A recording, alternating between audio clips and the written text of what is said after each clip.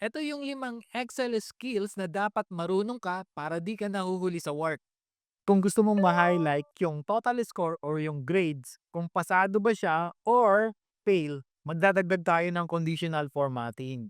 Pero optional lang yan. Kung gusto niyo lang, to select natin itong ating grades. So nakaselect na yung grades natin. Go to conditional formatting. Then new rule.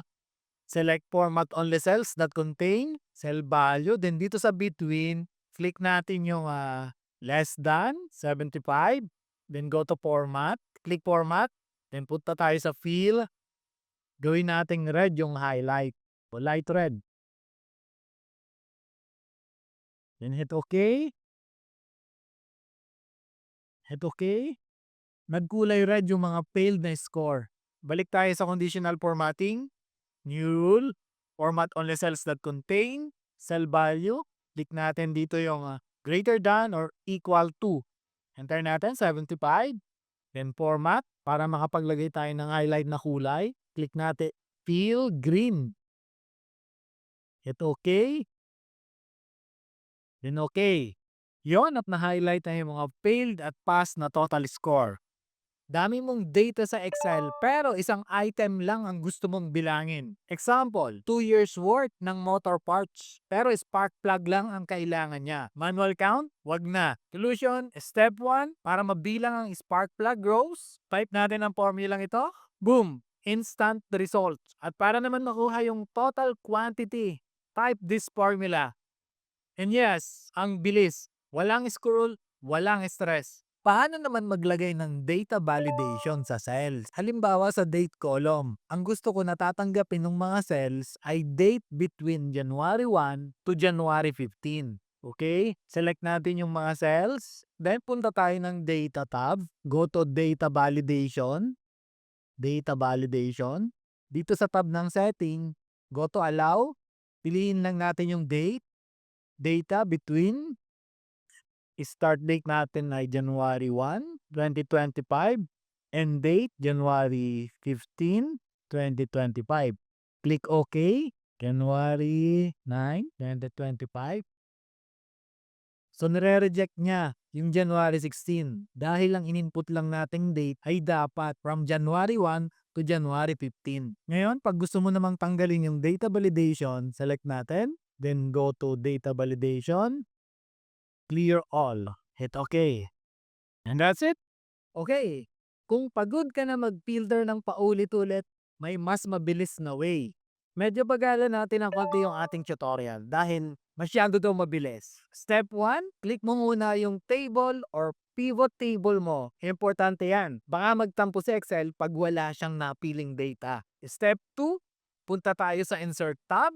Then sa kanan, hit the slicer button. Piliin mo kung anong field ang gusto mong i-filter. Category, date, location, lahat pwede. Basta wag lang love light, di na pi-filter yon. Ang gusto ko lang i-filter ay category, item at saka sales. Paglabas ng slicer, pwede mo rin niyang i-resize para maayos yung pagkakalagay sa ating sheet. Then, literally, isang click lang. Filter na agad yung data mo. Mas mabilis pa sa chismis na kumalat sa barangay. Kapag gusto mong i-clear yung filter, click mo lang itong X na to. At kapag gusto mong i-delete yung slicer, click mo lang yan, then hit delete sa keyboard natin. I-refresh ulit natin ang VLOOKUP tutorial. So gawin natin mas mabilis, mas malinaw, at mas zero stress ang paghanap ng student's name gamit ang VLOOKUP. Una natin gagawin, dapat naka-prepare na yung ating data. So nandito sa column A, yung ating student number, nag-start siya sa A7. Then, yung name ng student ay nasa B7 nag-start. And yung grade niya nandito sa C7. Then, dito sa taas, naglagay tayo ng cell kung saan a-appear yung hahanapin nating pangalan. Yung result name. Then, itong cell A3, dito natin ilalagay yung ating lookup value, yung ating hahanapin. So, ID number yung gagamitin natin para natin makita yung pangalan ng estudyante at saka yung kanyang grade. So, dito mag-a-appear yung name and dito mag-a-appear yung grade. Ilagay na natin yung formula, equals, VLOOKUP. Then, click natin yung ating lookup value. Dito yon sa A3, comma, space. Lagay natin yung ating table array, space, dollar, column A, dollar sign ulit. Then yung 7, colon, dollar sign, column C, dollar sign, then 26. So ito yung row 26. Okay? So next natin ilalagay yung ating column index 2. Since name yung ating hinahanap, kaya nasa column 2 tayo. Then false, close parenthesis, enter.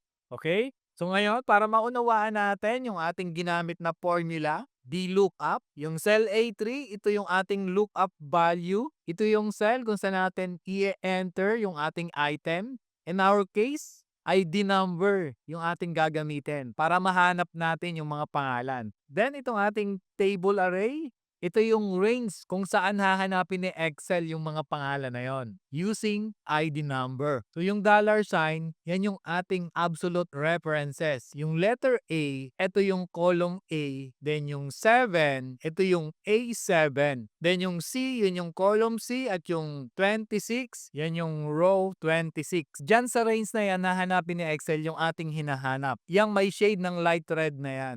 Then yung number 2, so ito yung nag-indicate na gusto nating i-retrieve yung value from the second column dito sa ating table, which is the student name column. Okay? Ang ibig sabihin naman itong false, gusto natin ng exact match. Okay? So enter natin.